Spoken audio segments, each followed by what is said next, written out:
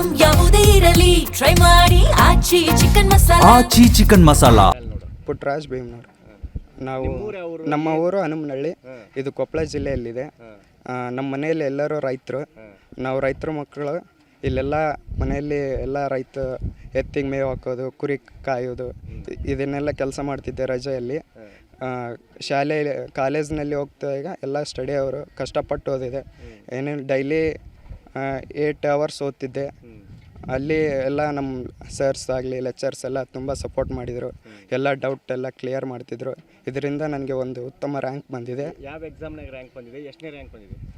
ನಾವು ನೀಟಲ್ಲಿ 76,000 ರ್ಯಾಂಕಿಂಗ್ ಬಂದಿದೆ.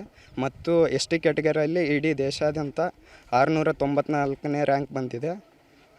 ಮುಂದೆ ಒಂದೊಳ್ಳೆ ಡಾಕ್ಟರಾಗಿ ಎಲ್ಲ ಜನರಿಗೆ ಒಂದು ಸೋಷಲ್ ಸರ್ವಿಸ್ ಮಾಡಬೇಕನ್ನೋದು ನನ್ನ ಆಸೆ ಆಗಿದೆ. ಎಷ್ಟು ಅವರ್ ಓದ್ತಿದ್ದಿ? ಈಗ ನಿಮ್ದೇನು 1 ವರ್ಷ ಗ್ಯಾಪ್ ಆಯಿತಾ, ಅಥವಾ ಹೋದ ಸಲ ನೀಟ್ ಕ್ವಶನ್ ಪೇಪರ್ ಲೀಕ್ ಆಗಿತ್ತು, ಅವಾಗ ಎಕ್ಸಾಮ್ ಚೆನ್ನಾಗಿತ್ತಾ ಅಥವಾ ಈ ಸರಿ ಟಫ್ ಇತ್ತು? ಇಲ್ಲ, ನಮ್ಮದು ಮೊದಲೇ ಎಕ್ಸಾಮು ನೀಟ್ ಆಗ್ಲಾರ ಮುಂಚೆ ಇದ್ದಿದ್ದ ಎಕ್ಸಾಮು, ಅದು ಕ್ವಶನ್ ಪೇಪರ್ ಸ್ವಲ್ಪ ಈಸಿ ಇತ್ತು. ಅದರಿಂದ ನಾನು ಅದರಲ್ಲಿ ಒಳ್ಳೆ ಸ್ಕೋರ್ ಬಂದಿತ್ತು. ಅದರಲ್ಲಿ 587 ಬಂದಿತ್ತು. ಆದರೆ ವಾಪಸ್ ನೀಟ್ ಆದಾಗ ಇದು ತುಂಬ, ಅದರಲ್ಲಿ ಫಿಸಿಕ್ಸ್ ತುಂಬ ಟಫ್ ಇತ್ತು. ಅದಕ್ಕಾಗಿ ನಾನು 511 ಬಂದಿದೆ. ಇದೇ ಫಿಸಿಕ್ಸ್ ಒಂದು ಸ್ವಲ್ಪ ಟಫ್ ಇತ್ತು ನೀಟಲ್ಲಿ. ಈಗ ಮನೆಯಾಗೆಲ್ಲ ತಂದೆ ತಾಯಿ ಏನು ಮಾಡ್ತಾರ? ನೀನೆಲ್ಲ ಇಲ್ಲಿ ನಮ್ಮ ಮನೆಯಲ್ಲಿ ಎಲ್ಲರೂ ವ್ಯವಸಾಯ ಮಾಡ್ತಿದ್ದಾರೆ. ಅದೇ ನಮಗೆ ಈಗ ಬ್ಯಾಕ್ ಬೋನ್ ಅಂತ ಹೇಳ್ಬೋದು. ಸ್ವಲ್ಪ ಕುರಿ ಇದ್ದಾವೆ, ಕುರಿ ಕಾಯ್ತೀರ. ಇದರ್ಲಿಂತ ನಮಗೆಲ್ಲ ಇನ್ಕಮ್ ಬಂದುಬಿಟ್ಟು ಇದೆ, ಅಗ್ರಿಕಲ್ಚರ್ ಎಲ್ಲ ಇನ್ಕಮ್. ಈಗ ನೀನು ಕುರಿ ಕಾದ ಓದಿದ್ದು? ಕುರಿ ಕಾಯಿ ರಜೆಯಲ್ಲೆಲ್ಲ ಕುರಿ ಕಾಯ್ತಿದ್ದೆ. ನಮ್ಮ ಚಿಕ್ಕಪ್ಪನವ್ರಿಗೆ ನಾನು ಹೆಲ್ಪ್ ಮಾಡ್ತಿದ್ದೆ. ನಮ್ಮ ಅಪ್ಪಾಜಿಯವರಿಗೆ ನಾವು ಹೆಲ್ಪ್ ಮಾಡ್ತಿದ್ವಿ. ದಿನಕ್ಕೆ ಎಷ್ಟು ಅವರ್ ಓದ್ತಿದ್ವಿ?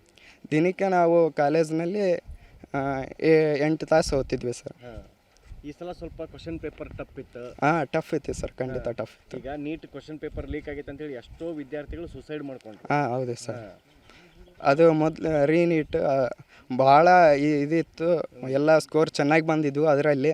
ಆದರೆ ಇದು ನೀಟ್ ಆದಮೇಲೆ ಭಾಳ ಕಠಿಣ ರೂಲ್ಸನ್ನು ಫಾಲೋ ಮಾಡಬೇಕಿತ್ತು.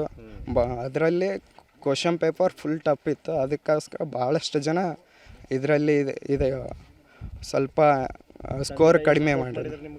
ತಂದೆ ತಾಯಿ ಮತ್ತು ಶಿಕ್ಷಕರು ತುಂಬ ಸಪೋರ್ಟ್ ಮಾಡಿದ್ದಾರೆ. ನಮ್ಮ ಓದಿಗೆ ಅವ್ರು ತುಂಬ ಬೆಂಬಲ ಕೊಟ್ಟಿದ್ದಾರೆ ಸರ್. ನಾವು ಡಾಕ್ಟರ್ ಆಗ್ಬೇಕು ಅಂದ್ಕೊಂಡಿದ್ದೀವಿ ಸರ್. ನಮ್ಮೂರಲ್ಲಿ ಯಾರು ಇದುವರೆಗೆ ಡಾಕ್ಟರ್ ಇಲ್ಲ. ನಾವೇ ಮೊದಲೇ ಇವಾಗ ಡಾಕ್ಟರ್ ಆದರೆ ನಾವೇ ಮೊದಲೇ ಡಾಕ್ಟರ್ ಆದಂಗೆ ಸರ್. ಈಗ ಹಳ್ಳಿ ಜನ ಏನು ಓದಲ್ಲ ಹಂಗೆ ಅಂತಾರೆ. ಈಗ ನೀವು 694ನೇ ರ್ಯಾಂಕ್ ಬಂದೈತೆ, ಎಷ್ಟು ಖುಷಿ ಆಗುತ್ತೆ? ತುಂಬ ಖುಷಿ ಆಗುತ್ತೆ ಸರ್. ನಾವು ಹಳ್ಳಿಯಲ್ಲಿ ಇದ್ಕೊಂಡು ಎಷ್ಟು ರ್ಯಾಂಕಿಂಗ್ ಬಂದಿದ್ದು ನಮ್ಗೆ ಹೆಮ್ಮೆ ತರುವಂಥದ್ದು. ಅದರಲ್ಲಿ ನಮ್ಮ ತಂದೆ ತಾಯಿಗಳಿಗೆ ಇದು ಒಂಥರ ಗೌರವ ತಂದು ಕೊಟ್ಟಂಗೆ ಸರ್.